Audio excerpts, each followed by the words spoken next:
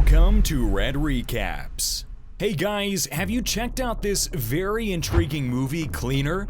In today's video, we're going to be looking at the review of this movie. Sit back, relax, and enjoy, because for sure, it's going to be an exciting experience. Make sure to watch until the end. Let's get started. Cleaner opens with Tom Cutler, a former police officer describing his job of cleaning up the crime scene. After retiring from the Trenton Police Department, he now runs his crime cleaning service while he lives as a single father and caring for his daughter, Rose. Tom is seen entering his house. He met his daughter, who asked him how his day went, and Tom replied that it was funny. He then told his daughter that he was going to bed. One day, Tom gets a job cleaning a beautiful house. Upon arriving at the scene, Tom finds that the house is empty and the door is locked. The case file instructs Tom to enter the house with the help of a key left under the plant. When Tom enters the house, he records, takes pictures of the scene, and then cleans the house. Tom returns home. Rose, who is in the kitchen making food, asks about his day, and Tom goes in to take a shower. Rose served him dinner, saying she found the recipe in her mother's old book. Rose told Tom that he got a call from her teacher, saying that she had been sleeping in class. Rose says the class is boring, and Tom tells her that it has to stop. The next morning, Tom noticed that he had not returned the key. Tom returns to the house to hand over the key. There he meets the owner, Ann Northcutt. However, she does not know about Tom's services. As a result, Tom blames the situation, saying that there was a mistake and that his office got things mixed up. After some investigation and calls, Tom finds that the police did not give him a cleaning job, and therefore it becomes clear to Tom that he is still involved in crime, and that his services are being used to clean up the murder. Tom packs up all of the pieces of evidence from the crime scene and locks it away. The next day in the office, Tom finds out that Ann's husband, John Northcutt, is missing. His friend Eddie Lorenzo calls him, and Tom invites him out for drinks. Rose explains to Tom how her mother worked in a movie theater and usually sneaks him in. They also had a small wedding, and they went on vacation to Mexico, where 9 months later she was born. Later that night, Tom and Eddie meet up at a bar. The news showed that John Northcutt was missing, and Tom asked Eddie if he knew anything about it, and Eddie told him all he knew.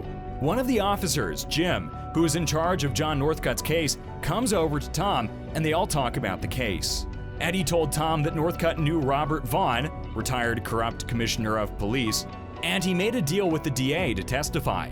Outside, Tom told Eddie that he couldn't let him drive, so he and Eddie went into the bus, where they talked for a while before driving off. The next day, Tom finds Ann in his office. She asks Tom about the kind of cleaning service he does, and Tom replies to her. She then asked Tom if he did any work at her house, and Tom said he would love to be of assistance to her and told her he hoped the police would find her husband. And he opened the door for her to leave his office, claiming he had a full day. While she walks out, she tells Tom that she is glad he is so friendly with the police. While Tom was on a job, Eddie came to see him. Eddie told him that the police searched John Northcutt's apartment yesterday, and they found nothing other than chemicals and cleansing agents, so he came because Tom was talking about the case yesterday. A scene opens where Eddie asks Tom why he did not report the case, and he replies by saying he does not know who works for the former police commissioner, Robert Vaughn. So if he calls into the wrong hands, he might be the one to go missing.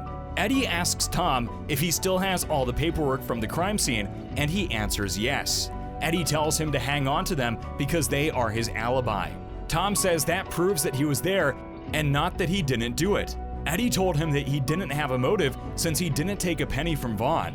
Tom then confessed to Eddie that he killed Hill in prison and also took out other people for Vaughn, and in return he was paid because he needed the money. Eddie left and told Tom to sit tight. At first, his daughter is angry that he is not always home, and then he says the school project has gotten to her thinking about her mom, and she replies that at least someone is thinking about her. Ann is seen watching Ann and the other kids playing, and Ann sees him and then he drives away. When Tom returns to the office, he finds Jim and his partner there. He said that forensics found some chemical samples at the scene and they needed some samples to match them up against. So he figured Tom could help them out, and Tom asked his secretary to give them the ocean list. Jim asked if they could carry along some chemical samples, and Tom agreed. The officers then questioned Tom about his whereabouts. Tom immediately went into his office, opened his locker, and took out the evidence from his locker, and headed straight to his car. Another scene opens where Rose is playing football, and her father and Eddie talk about the case. Eddie told Tom that as long as Northcutt is missing, they can't prove that there was a crime. Rose scores a goal, and Tom misses the moment. This makes Rose sad. Rose's room and asked her about her projects, and she said they were going fine. She then asked her father for the name of the man who killed her mother, and he told her the name was Daniel Hill. Tom and Ann met in a church, and he asked her if she was being followed or was wearing a wire, and she said no. She asked Tom why he hadn't told the police about him, and he asked her if he cleaned her house. He answers yes, and tells her that he was trying to find out who hired him. He then asked her what her husband was going to tell the jury, and she told him it was best if she showed him. She then takes him to her office. Ann reveals to Tom that John was carrying a ledger with bad police badge numbers on the payroll. Surprisingly, Tom's badge number is also in the manual. Tom meets up with Eddie and tells him more about the record. Eddie suggests that Tom burn the handwritten note as it indicates the motive for Tom killing John. Ann breaks a glass of coffee, and Tom comes to her rescue. She told Tom to take her somewhere safe. He took her to Miguel's house, where they had dinner. She and Ann engaged in conversations where she told him she was pregnant once, and she lost it. Tom said that the worst thing he had seen, as he revealed that his wife and Rose were alone at home one night. A burglar entered their home, and Tom's wife tried to refuse and was shot twice in the chest. 6-year-old Rose witnessed firsthand the death of her mother. For now, though, Rose has little memory of the incident. Tom is pulled over by a police officer and then is attacked by the officer on his way home. When he returns home, his daughter Rose treats him. Rose and her father got into an argument because Tom wouldn't tell her what happened, and she is scared that he is going to end up like her mother someday. Tom assures her that it will never happen. Rose reveals to her father that there was no school project, and her father asked her to put the boxes away, but she refused and started scattering everything, and her father walks away. The next morning, Tom calls Ann. She tells him that Detective Vargas called her to identify a body, and Tom said he would meet her at the hospital. Tom arrived at the hospital, and they both went inside. However, at the morgue, Tom discovers that John had a vasectomy years before Ann's pregnancy. Therefore, Tom deduces that the child could not have been John's and suspects Ann was having an affair. When Detective Vargas arrived, Tom and Ann pretended not to know each other, as Tom told Vargas he was having lunch with a colleague. Ann identifies John's remains in the morgue. Tom arrives at Eddie's apartment and tells him that Ann was having an affair and that John was not killed because of the book, but rather he was killed by Ann's boyfriend. He tells Tom to call Vargas and make a trade by giving him the book, and in return, he will drop the case on him. Tom refuses. While discussing the case with Eddie, Tom realizes that Ann and Eddie share a connection through Eddie's work with a student outreach program. Thus, Tom is convinced that Eddie is Ann's boyfriend. Tom arrives at Ann's house and finds out that her bags have been packed into the car. Tom asked her why her bags were packed and also told her that he knew who the key belonged to and that Eddie was his friend. He asked her if she asked him to do it, and she said he would never do something like that. Then she told him to get out. Tom picked up the phone and called Eddie and told her to ask him about the key, which Eddie told her that he had thrown away. Tom says they have to go to the police, but Ann refuses to say that she would deny it if Tom went to the police.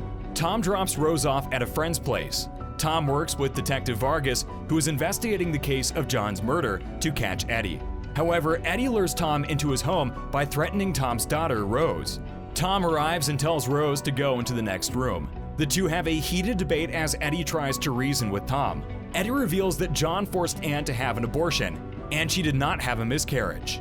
Feeling robbed of his chance to start a family, Eddie murdered John and then used Tom's services to cover up the crime.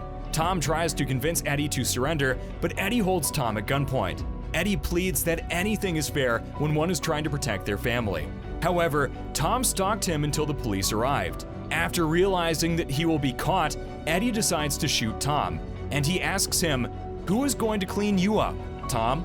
However, before he can pull the trigger, Eddie is shot dead by Rose with Tom's gun.